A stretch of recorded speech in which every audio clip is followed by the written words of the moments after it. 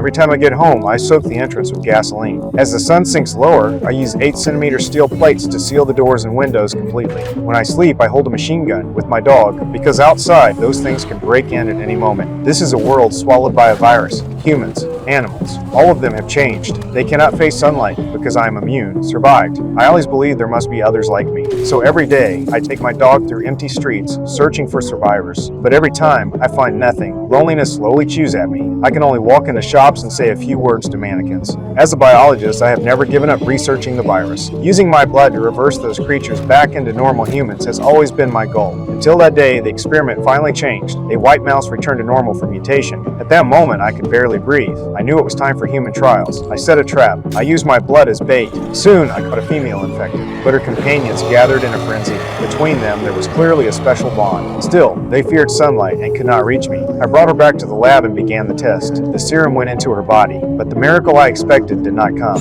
She remained agitated. I had no choice but to sedate her and place her in isolation. I did not expect she would bring me the real nightmare. The next day, as usual, I went into the city to look for survivors, but on the street, I saw the mannequin that should have been inside the store. It stood there staring straight at me. Almost by instinct, I pulled the trigger. The mannequin fell. At that moment, I let my guard down. The next second, the ground gave way beneath me. It was a trap set for me. My head hit hard. My vision faded fast. When I woke up, the sun was almost gone. Any later, the entire city would belong to them. I forced myself to cut the ropes, but as I landed, the knife pierced my thigh. Blood poured out. At the same time, the infected released their hunting dogs. Luckily, one last beam of sunlight stood between us. They did not dare approach. I pushed myself backward, because inside my car there was still a handgun. When the final sunlight fully disappeared, the dogs charged forward. At that moment, my dog leapt in front of me, and I grabbed the gun. Shots rang out. Several dogs fell to the ground, but the cost was already paid. My dog was injured. It could change at any time. I held him, ran back home, and injected the serum. But everything was already too late.